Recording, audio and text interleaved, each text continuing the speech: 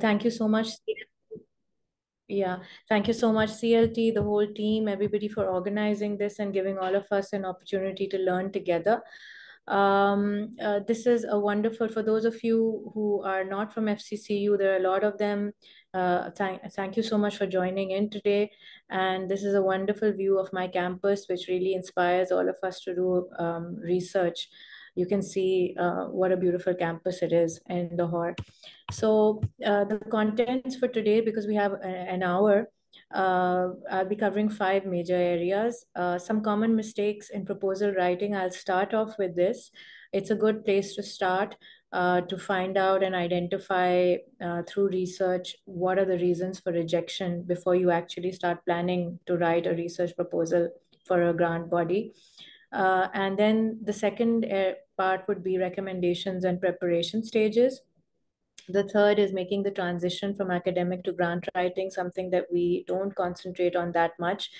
We try to send in proposals the way we plan writing academic journal articles, and there's actually a very big difference between the two. The fourth area that we'll cover is a checklist. This is a recommended checklist that people use, scholars use when preparing research proposals. There are a few, but I'll be discussing the one that I use.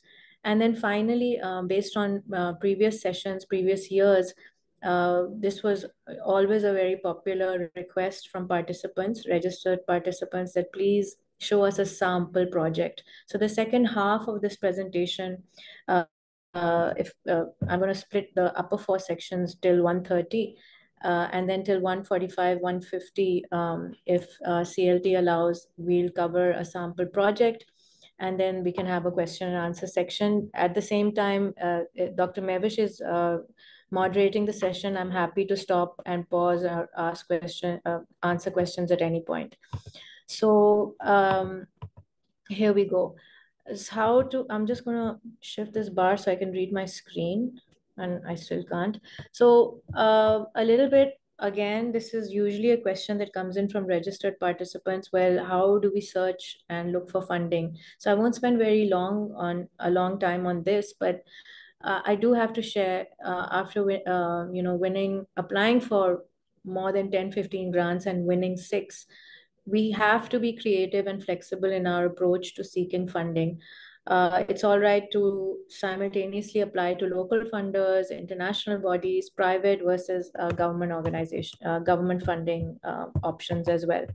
The other thing is stay in touch with your university research office. For example, for us specifically at FC College, there we have ORIC and CLT, and every university or research institute has their own office. So they usually receive a lot of emails, and they have a lot of information. If they're not reaching out to you, make an effort to go and visit them.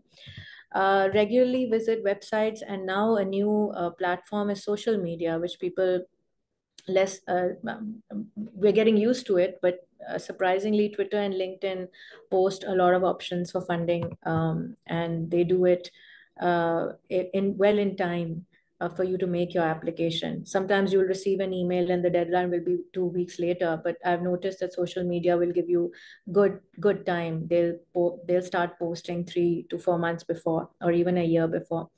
Keep also a lookout for where other local researchers have won grants from, and this will give you a good idea, and there's higher probability that you'll win when you apply where other local researchers have already won from. Again, develop a network with peers and colleagues, reach out to people telling them that you're interested in looking for funding, and have a network, maybe create a WhatsApp group to share opportunities with each other. This will also help in team building and interdisciplinary team building. Be careful. I would also recommend to draft both a long version of your proposal and a small version. So keep both of them handy and ready. Sometimes deadlines are very short, and it really depends on the grant body. They may request for a brief and a small version of your project, and then later on request for more details. So have both versions ready. And finally, do look out for sectoral collaborators. So apart from your interdisciplinary team, one example is that in at least 3 of my grants that I've won, a public sector university like Punjab University or LCWU has been a partner with us. And this is quite a winning combination. It's preferred by grant bodies that both the public and the private universities are applying together. And then also industrial collaboration, like if it's a health related research, a social and health behavioral change research project, then partnering with University of Health Sciences or the health sector or a primary healthcare department obviously has major benefits. So what are the common mistakes for rejection? Common mistakes and things that we may completely miss altogether. I've actually talked to people where they say that we didn't spend much time on the title, but we spent a lot of time on the introduction and the problem statement. Who reads titles? Well, the truth is that your grant body and its officers and its reviewers, they have their own review scorecards and checklists, and the titles have a big score. So titles should not be unsatisfactorily written. They should reflect what is intending to be done, and they shouldn't be too broad and lengthy. They should be focused and brief. The introduction, by the way, these summary points for common mistakes from at least more than 20 funding bodies has been summarized by Wisdom and colleagues and Kekula. And so, and another small note is that the reading material and all the references, including sample papers of protocol and research proposals and published protocol papers, my own samples have been provided to CLT. And if I'm not wrong, they've already emailed those to you. So all of this reference material will be available at your desktop, open access. So with the introduction and literature review, common reasons for rejection include that they're unsatisfactorily written, they're misrepresented, they lack clarity and focus, they include irrelevant information, and the references and the statistics that have been quoted are outdated. So one example is, let's say you're working on a poverty alleviation project and you've quoted poverty statistics from 2009. And the references that you've included in your introduction and literature review are not from the last 3 to 5 years. This is going to be a reason for outright rejection by the funding body. Then there are, again, common areas for rejection is your section related to problem statement. So when you get, proposals that usually get rejected are either badly written, or the problem statement is not clearly stated, or it's irrelevant, it's not important, it's not part of the priority area for the funding body or for the nation, and it's not part of, and it's not something that is relevant to the community needs at the moment. So let's say, to be very honest, a problem statement related to HIV will not win the grant, whereas something related to maternal health will, because that is a problem area in Pakistan, even though HIV and AIDS may be a problem somewhere else in another country. So what else? Other common reasons and areas for rejection: unclear research objectives and statements, obscure and general objectives, incorrect research hypothesis, irrelevant hypothesis, no presentation of hypothesis. I've seen certain proposals. I've also been a reviewer for HEC. I didn't have the time last year, but the year before that, I found that when I was reviewing a lot of proposals submitted to HEC, there were no hypotheses included. So that just reflects very badly on the team submitting the proposal. Then appropriateness of methods and research instruments, not having an appropriate methodology or a complete or exhaustive methodology section, not having attached research instruments, or how, if it's qualitative, like an open-ended research guide, if it's quantitative, the actual survey with the cover letter, these should be attached. One other thing, ethics reportage or the IRB approval letter, that's very important to attach as well.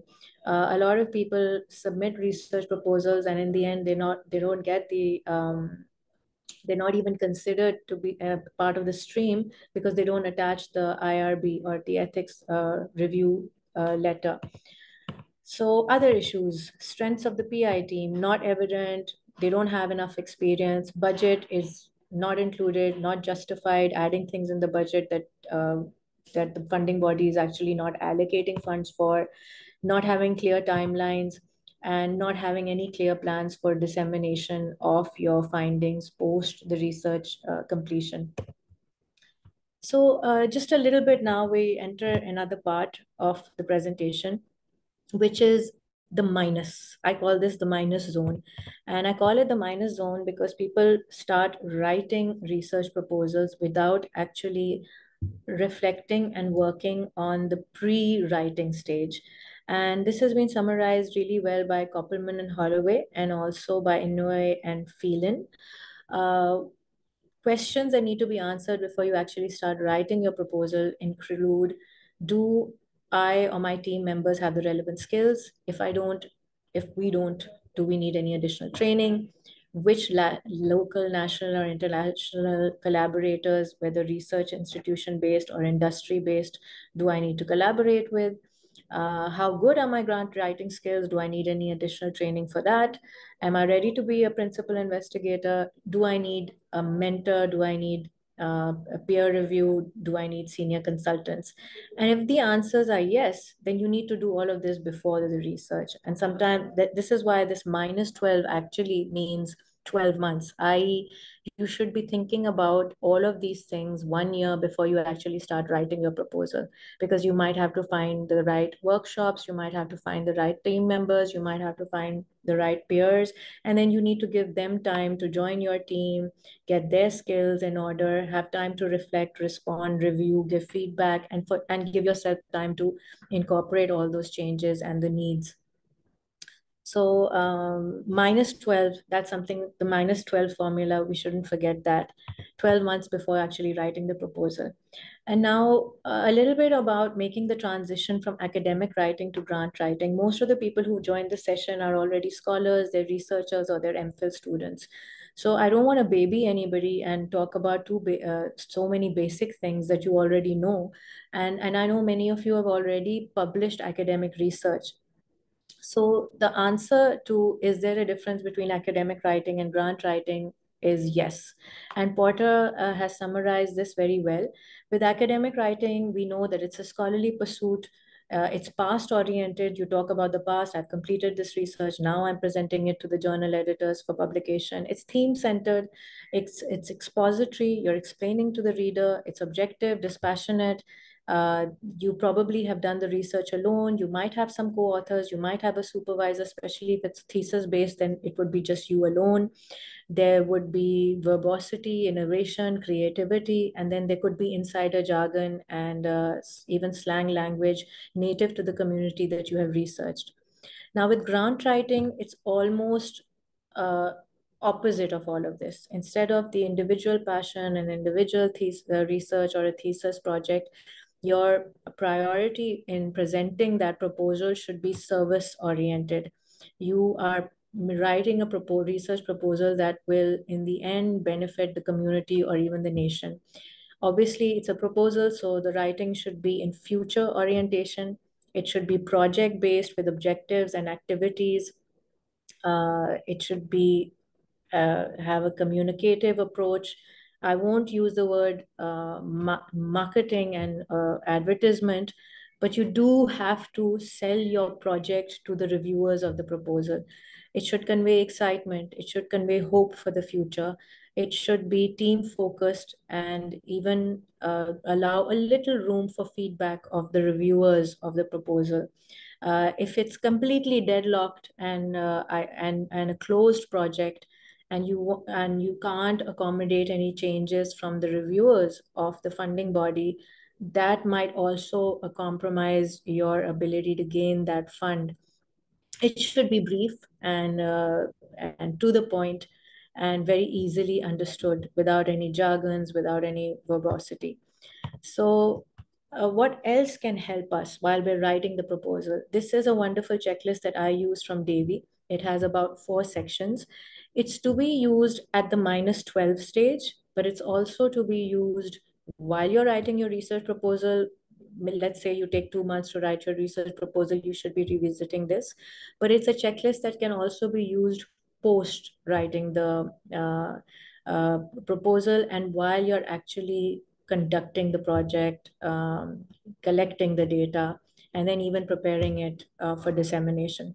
So the four big headings over here is to keep checking about the importance of the proposal, the scientific potential, the justification of resources requested, and ethical and other implications.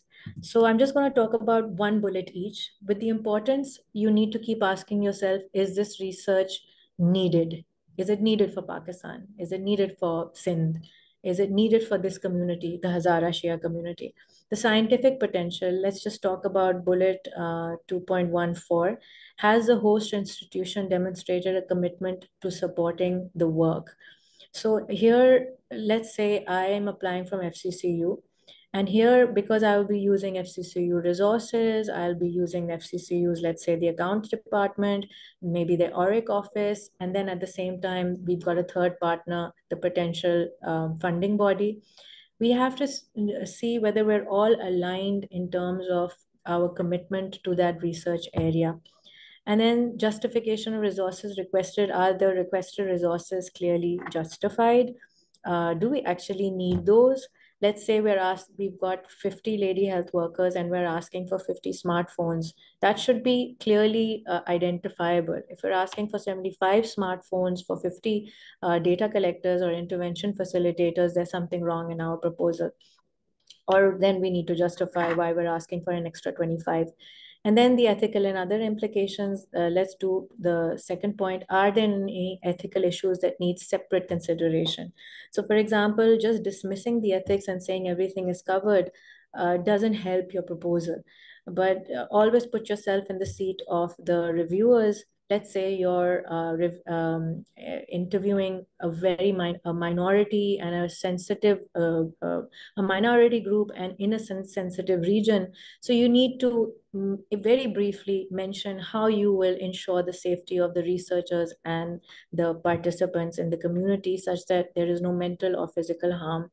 And I will mention again that ethics section is usually, sometimes it's not there in the template, but there will always be a methodology section. So whether they ask you or not, include the ethical implications and the ethical safeguards, because that's going to be the difference between you winning the grant and not winning the grant. Here, it's nearly 1:30 and I'm entering the second part of the session. This is actual examples of proposals that have won grants. And the good news is, a lot of people say, well, we spend years and hours and so much labor going into proposal writing. We win the grant, and then after the grant, we have to analyze our results and prepare 4 to 5 publications. But what about all that writing in the proposal? The truth is, we've got some wonderful journals now, international impact factor journals, that take your proposals. You might have to edit it a little bit and they will publish them. So I've published 3 of my proposals. They're also known as protocol papers. I hope you can see this. I can't see the top because of the bar. But if I'm not wrong, the publication title was Digital Health Literacy for support of maternal, child, and family health in primary healthcare settings of Pakistan during the age of coronavirus. A study protocol, by protocol, we mean a research proposal for RCT. So this got published in BMJ Open. The abstract is pasted here for you. And so this is not labor lost. Not only are you going to win a grant, but your proposal paper can actually be published in academic journals as well. So what's the typical flow of a research proposal? Initially, you should have an introduction. This has its own subsections like the theoretical framework, statement of the problem, the aim and significance of the study. Then you should have a literature review. You should have research questions and a hypothesis, and then 4 sections within your methodological design, the sampling and the selection criteria, the operationalization and the instrument or survey, the data collection plan, the data analysis plan, and limitations and scope for future research. And finally, the 3 other subsections, timeline, budget, and plans for dissemination. Obviously, your references and appendix should be there. Sometimes your funding body doesn't allow you to attach, because most of the submissions are online. So they might not have options for appendix. And obviously, you need your appendices. For example, one of your appendix would be your IRB cover certificate, Another would be your instrument. Another third would be your informed cover letter, etc. And others could be letters of support from your sectoral collaborators. So these then can be emailed separately. If there's no place for you to submit them online, please don't say, oh, I've checked the site, there's no submission box or option, and I'm not going to prepare these things. You must prepare them, and you can email them to the funding body separately. Again, these are little tips for how to actually win the proposal in the end. So a sample of, I can't read this. The theoretical framework.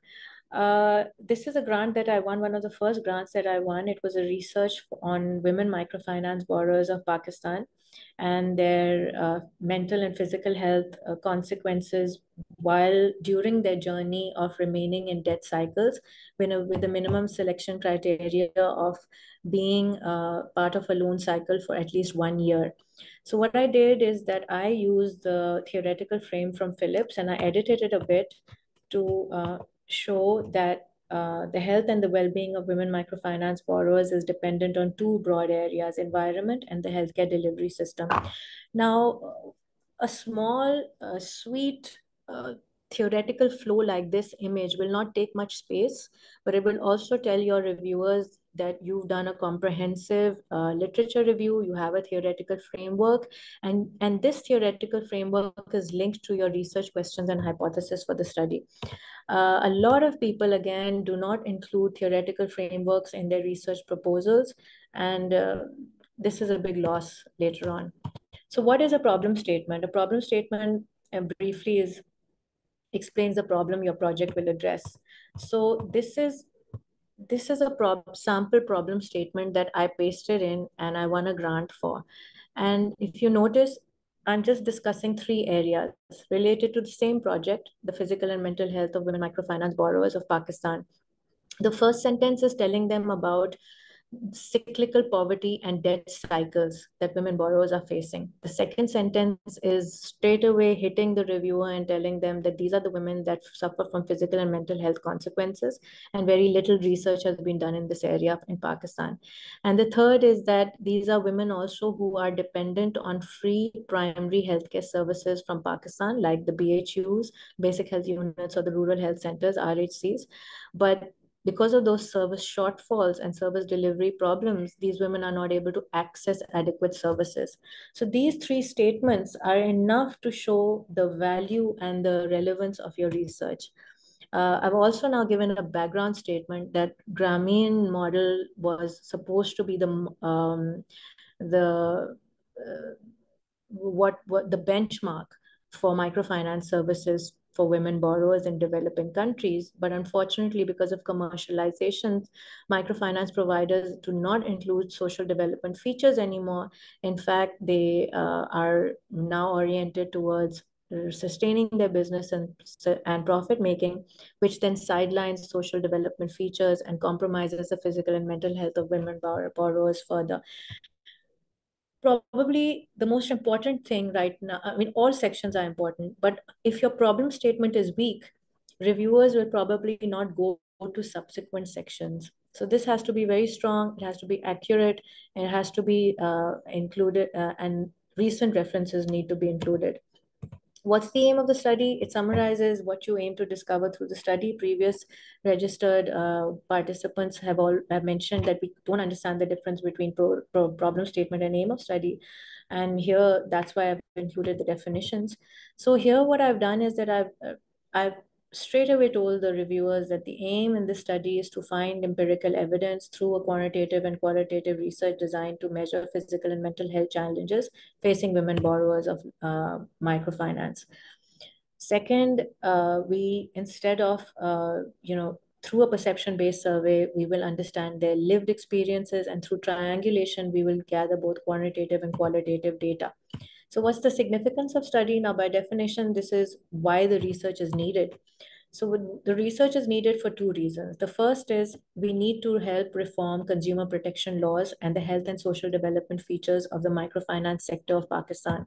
And the second is that we need to mobilize and advise better policy for the public health sector or the community health program or the primary healthcare services that are available to poor women microfinance borrowers in the community, because they do not have out-of-pocket expenses to pay for health.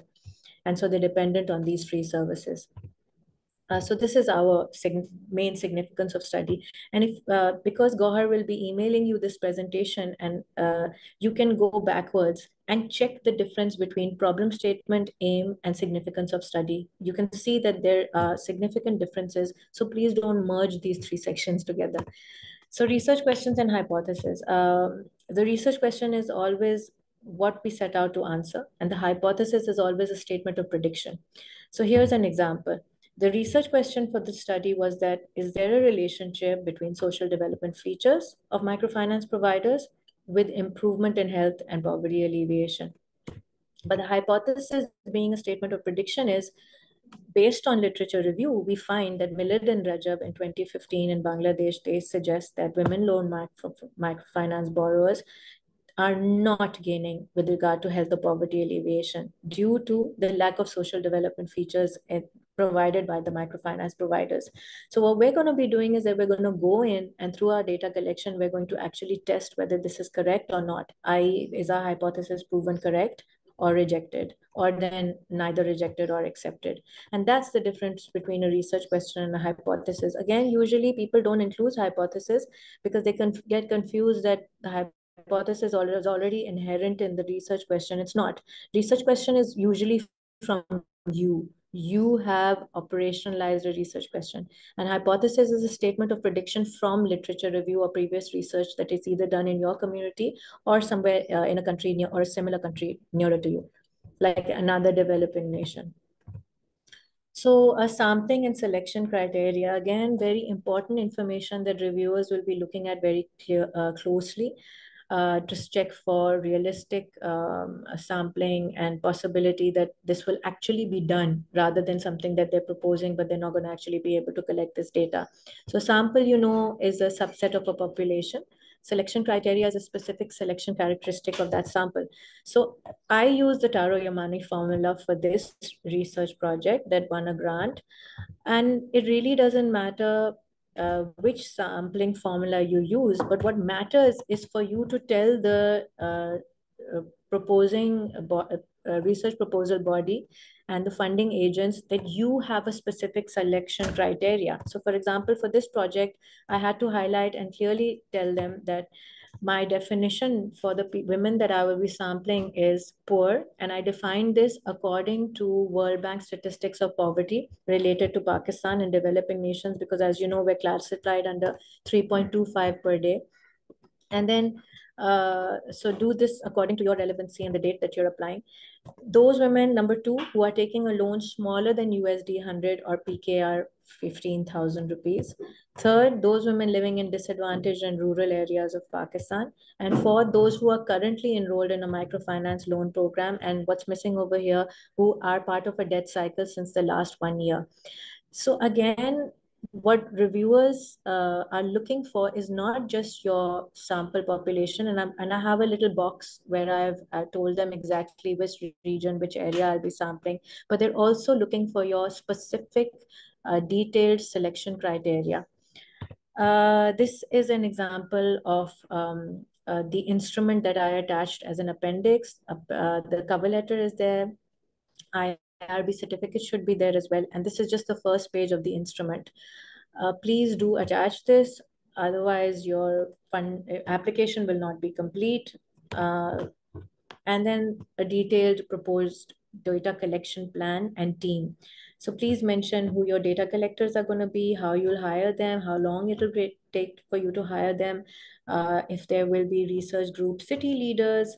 In my case, I had city leaders or provincial leaders and then research assistants under them. How you will manage the training. For example, would you be training, would it be I did a cascade approach where I trained the city leaders who were able to visit me, and then they trained their research assistants. So it was a trickle down or cascade approach. approach, and we use both online and in-person modes of training over a period of 2 months. So write the details about your training for your data collectors or intervention facilitators.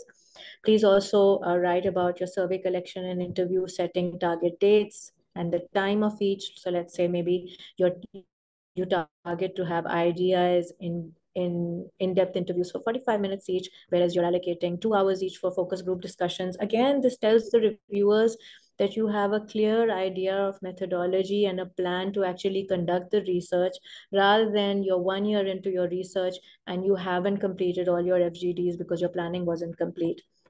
Then again, you're planning for notes and audio recording. For example, will you have separate research assistants or student assistants for audio recording? Now, this is a sample of a target and actual sample breakdown across the provinces of Pakistan, which I sent for my proposal. I and the details that I included. How much time do I have, please? It's nearly 40. Do I have another 5 minutes or 10 minutes? Because last time Gohar, yeah, Dr. Sara, you can continue. We don't have any session. So you excellent, can excellent. take, yeah. So, thank you. So, as you can see, what I've done in this table is that I've clearly told my reviewers on row one what the population of each province is, how much population weightage actually exists in that population. So, in that province, so for example, Punjab has 53% of Pakistan's population, whereas Balochistan at the lowest has 6.8% of Pakistan's population. And so, based on the Taro-Yamano formula, I've made a target, which is the third row. And the complete target is 500. So I target to sample 34 people, women from Balochistan, and 265 from Punjab. And then I've also mentioned the target sample cities that I'll be targeting 4 different cities from Punjab and one each from Sindh versus Balochistan versus KPK. So be as honest as possible, because it's very embarrassing to have a target sample and city sample and a participant sample and then actually not meet the sample later on. So be realistic, because reviewers are also looking at your honesty and how realistic your targets are.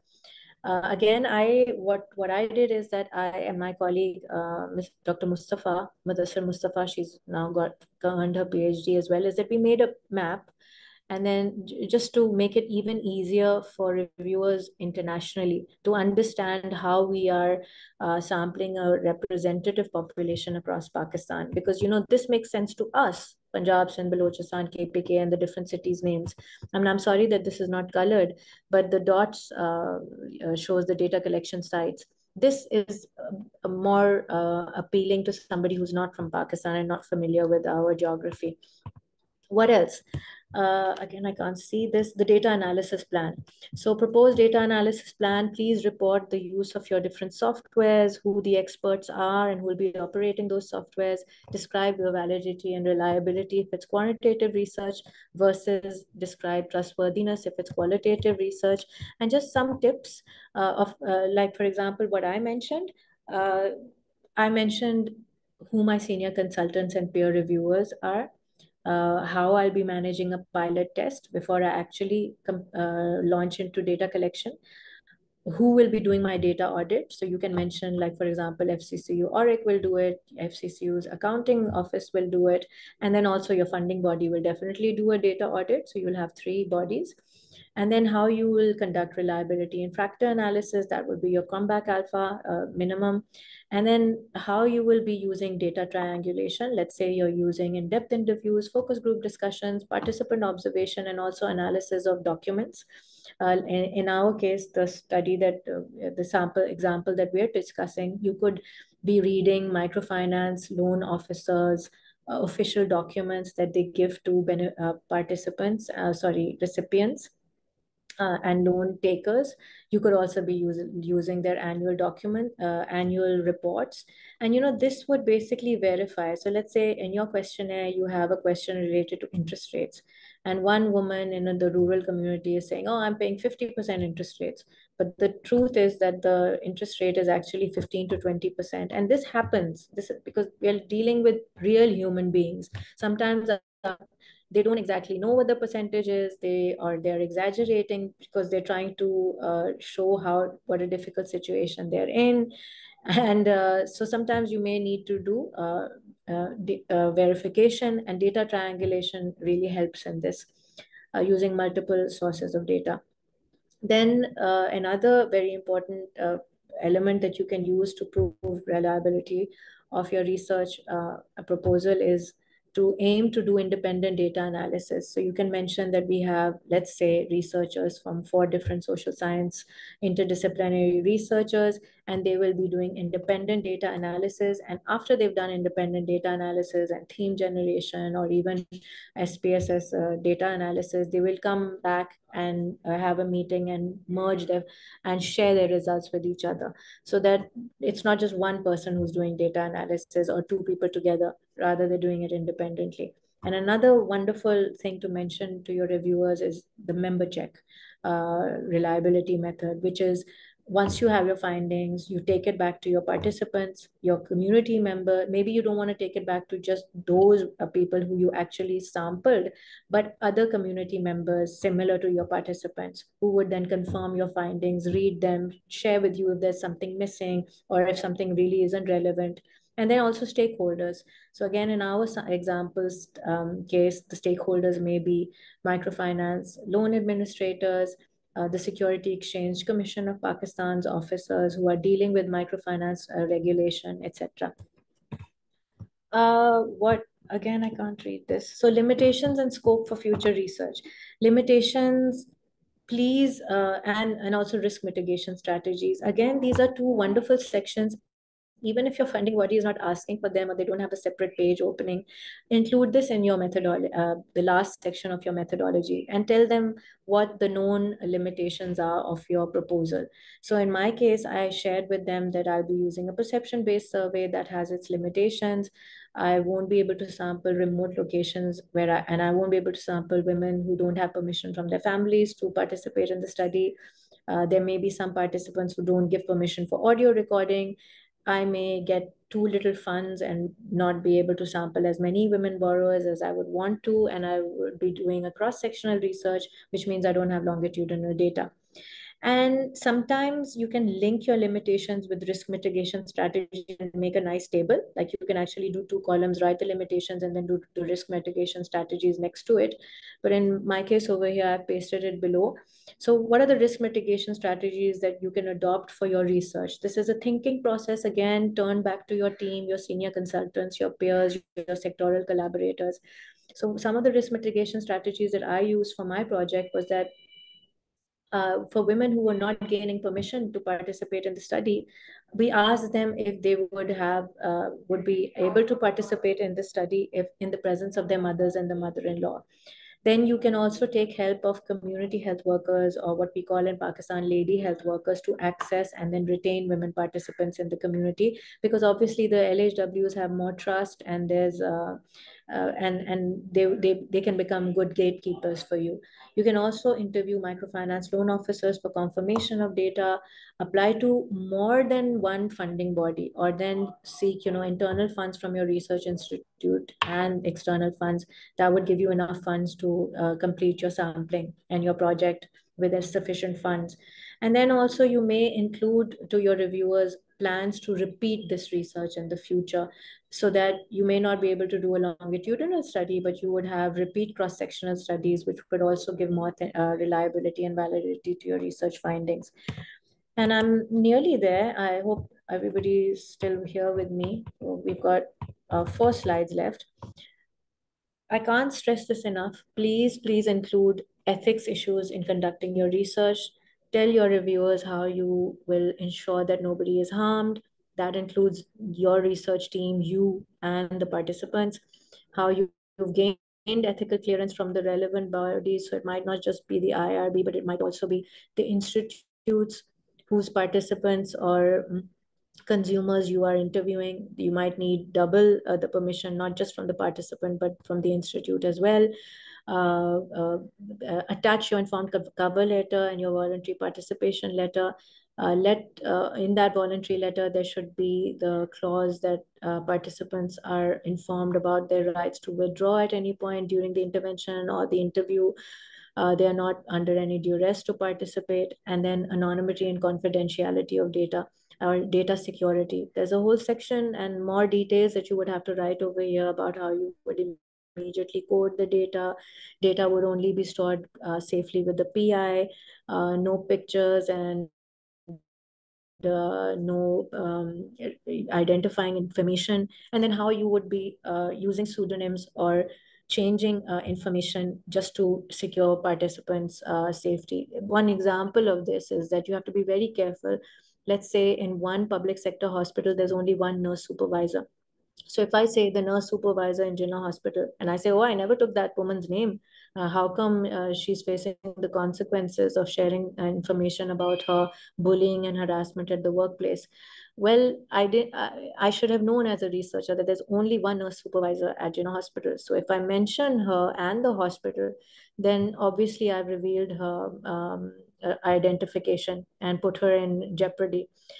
In this case, you would not, you would try to, you would talk to your reviewers, you would write to your reviewers and tell them that you would not be taking the institution's names. Maybe the institution's names would later would be shared with, in a confidentiality with editors or with the reviewers or the funding body. But when publication and dissemination is taking place, Jinnah Hospital would actually be called Hospital A, public sector hospital in a major city of Pakistan, because otherwise anonymity and confidence. So anonymity and confidentiality is not just about names, phone numbers, house addresses, pictures. It's there are deeper layers that we have to be careful of as researchers. This is a sample of a HEC NRPU budget template. So sometimes, most of the time, now funding bodies will give you their own budget template, which you have to fill. You'll notice in column B that percentages have already been allocated. So we know that 15% of the budget is allocated to personnel costs like the PIs, and 25% to the student researchers and research assistants, etc. So, so the Excel sheet will probably have formulas. You would have to enter your data. You might also have to have confirmatory data appendices or certificates attached to this. So let's say they're asking you to fill in the PI's salary and confirm, because they will be giving 7% of the PI's salary as part of the budget allocation. So at that point, you would have to attach the PI's salary certificate. You would also have to attach, may have to attach from your accounts and purchasing departments quotes of smartphones or electric equipment that you intend to buy. So again, this requires a lot of preparation and requesting details and letters and certificates from other offices like your purchase department, your HR, and you have to be prepare this beforehand. This is a wonderful Gantt chart. Some people will make Gantt charts on a monthly basis or a quarterly basis. Please do not make them on an annual basis. That's too that doesn't reflect well on you.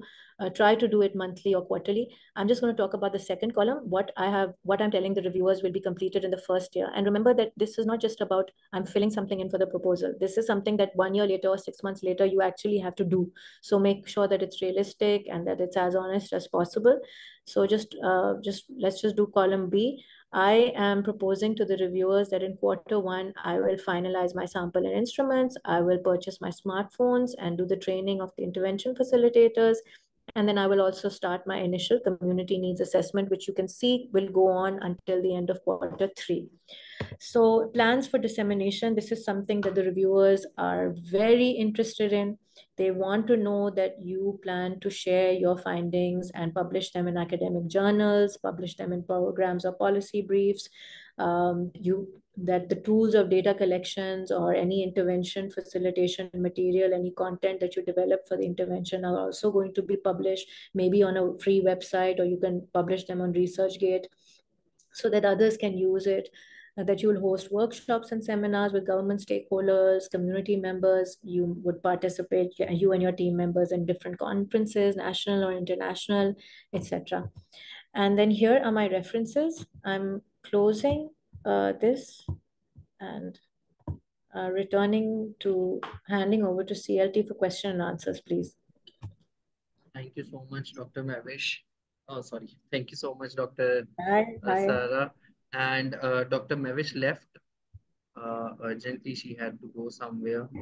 So she shares her apologies. I'll be taking the question and answers. The participants are requested to please type their questions in the chat box and we take care of that. We have a question uh, from Mr. Noor from Habib University. He says that since the arrival of LLMs, are there any important guidelines to be kept in mind? Look, the basic thing is that, like I was mentioning, is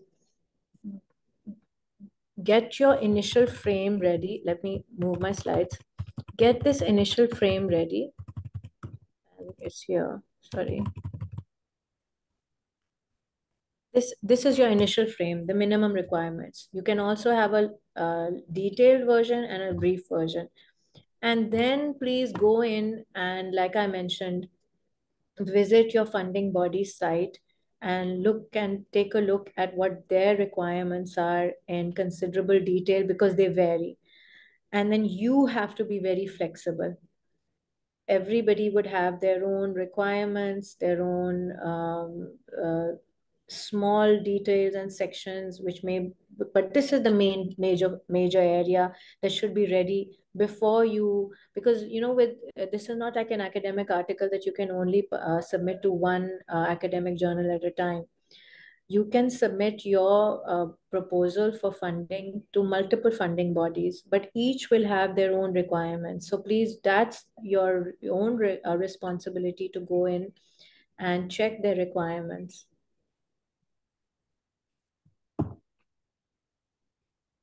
Thank you. Next, we have from Mr. Sheikh Azfar from Barrier University. He is asking that how hypotheses can be carried out in the cases of first instances. First instances, hypothesis is a statement of prediction. Okay, it's basically generated from literature review. So if the person asking the question can give me an example, I can tell you what a hypothesis looks like. Uh, so let's say, also Gohar, let them ask questions if you can open the mics for them. I'll give you guys an example. Uh, Let's say, I'm let's say sorry, I'll this. be sharing the instructions for that. Uh, Oh, for those of you who want to ask in-person questions through Zoom, they can raise their hand and I will unmute them. okay, so this was one example. Let me give you another example. Let's say that there's a study about women who have faced sexual abuse in adolescence, and that they, in their adulthood, we want to investigate whether they have any physical health problems based on their experiences of sexual abuse in adolescence. So that's my broad research question. Do women who have suffered from sexual abuse in adolescence suffer any physical health problems? But when I do my literature review, I find a specific statement of prediction. And that statement of prediction tells me that women who have suffered from sexual abuse in adolescence suffer from urinary tract infections in adulthood. So that's a hypothesis. It's a statement of prediction generated from literature. And I would also then reference that literature. Now, when I go in to collect data for Pakistan, I might actually prove that hypothesis or it may be disproven. And I might, because my research question was a little bit broader, even find other areas that apart from urinary tract infection, maybe they have other physical health issues as well. So I didn't understand the question, but I hope it's what I'm saying makes sense.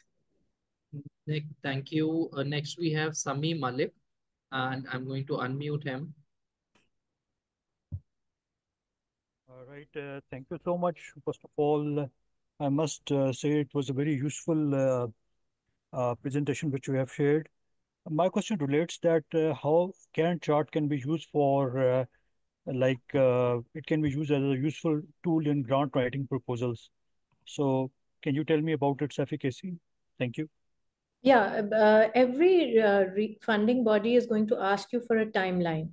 And this is I usually use the Gantt chart instead of just writing in bullets that I'll do this month, I'll do the Gantt chart will basically tell you, you can see in the first column, it's telling you what your activities are, proposed activities for the project.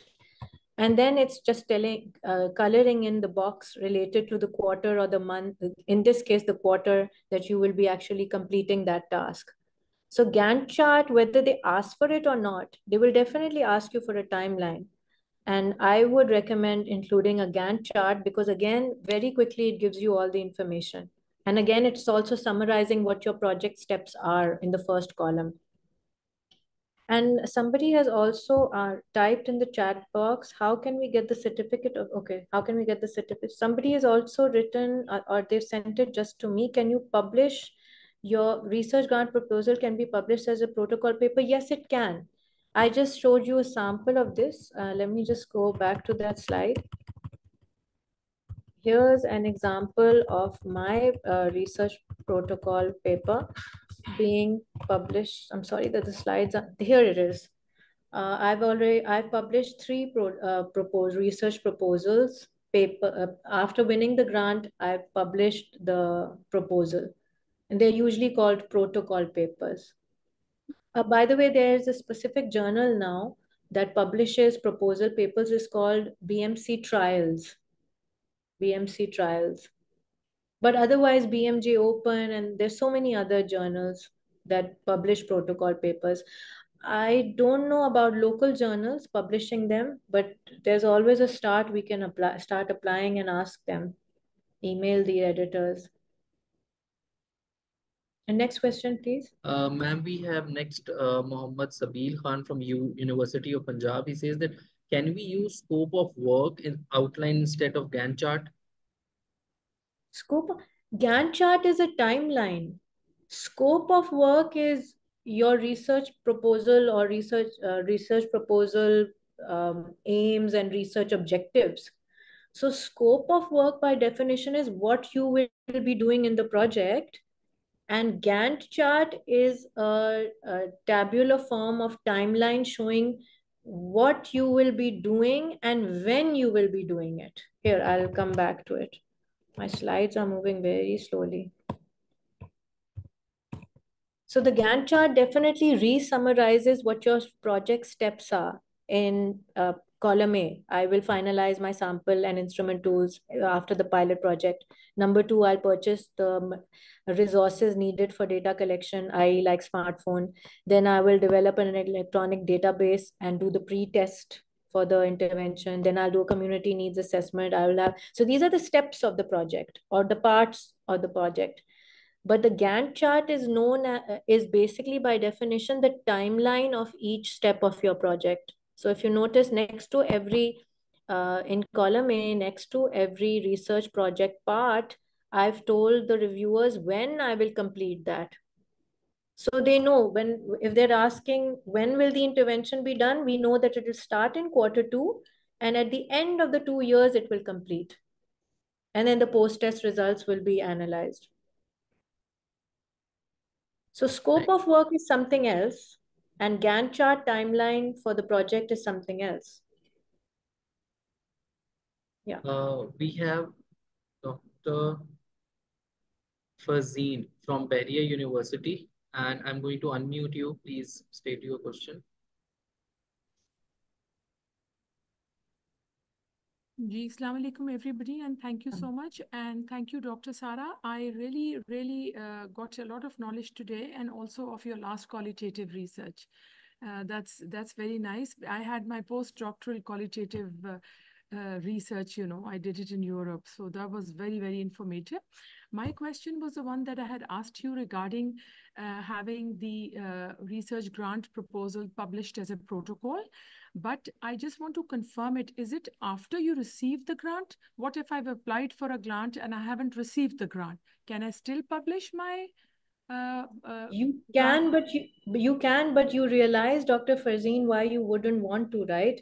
because Yeah, there are so many issues of intellectual property rights. People reading your proposal, they'll copy it, yeah. they'll start doing it, they'll publish your papers and your protocol, and you will still not get. They will conduct this project, complete it, post, publish the research even, and you'll still be applying for grants. Yeah, this is what I had in mind, so I wanted to confirm. So So that's after, why yeah, it's usually afterwards. You win afterward. your grant, you send it for publication. And by the way, if you notice, please go and read my protocol papers. They'll ask you for your trial registration number, your funding body's certificate number, and your funding body's name. And that's how the protocol papers get published. Actually, they want to know your funding body's name. They Mm. publish that as well. So it comes Okay. afterwards, after you win the grant. The main point of including this was that a lot of people feel that there's exhaustion, there's a lot of labor lost. They feel, oh, we put in more effort in writing the proposal than actually doing the research, the project, and then preparing publication papers. And now people don't feel that exhaustion because they realize, well, the protocol paper or the proposal will also get published, so that'll also count as not labor lost, obviously. We have a few thank you notes from Dr. Samra. Thank you, informative session. And then thank you, informative session from Aruj Bashir. We have a question from Dr. Sayyida Rubab. She says that can we publish our research proposals as well or only winning projects? No, you should send it for publication after you win your grant. Otherwise, we just answered the question. There are issues of people copying your project and then conducting it. And you see, so once you've got your grant and you've started your project, you should then send it for publication, because then it's sealed as your project. In a way, that's your intellectual property right then. So somebody else would probably be ashamed copying it, hopefully. It's Pakistan, though. Anything is possible, So, unfortunately. moving forward, we have questions regarding the certificate. So, for the research methodology certificate, you all have to request it once all the sessions are completed. So, you can most probably, the last session is on 31st of August. So, you can request your certificate of participation or completion of the course in August, and we'll be able to provide you within 7 working days. Dr. Sara, we have a lot of thank you for your session. Dr. Sarazim Alphonse says, thank you for such a wonderful session. Air University, Hadika, thank you so much, ma'am. Another question from Dr. Fazim, please, I would like information on clinical trial registration in Pakistan. Right. In Pakistan, no, we usually go to clinicaltrials.org, because that's an international platform. And so just type clinicaltrials.org, and you will then, it will prompt you. It will ask you for information, your project title, your project aims, exactly all the things that we covered today, your problem statement, your instrument. And then they will review you will submit it, they will review your work, and they will give you a registration number. And that registration number is also very important. You can also send it to your funding body. You can also send it to obviously, when you're sending your protocol paper for publication. And that trial, clinicaltrials.org, what they will do is that they will keep messaging you every few months. Where have you because you will be sending them your Gantt chart and timeline. So it's really lovely that they will be reminding you, and they will be checking up on you. It's like a little audit, or it's a support network. They'll be asking you, have you completed this on time? Please update your project. It's wonderful. So please use the international platform. We don't have one nationally that manages it like this. Dr. Roxana, are you there? You want to say something? No, what can I say? Sarah, so much information that I thought I knew what I all these years, but what you know is really remarkable. And I think it comes from practice. And you're very, very current and a very active researcher.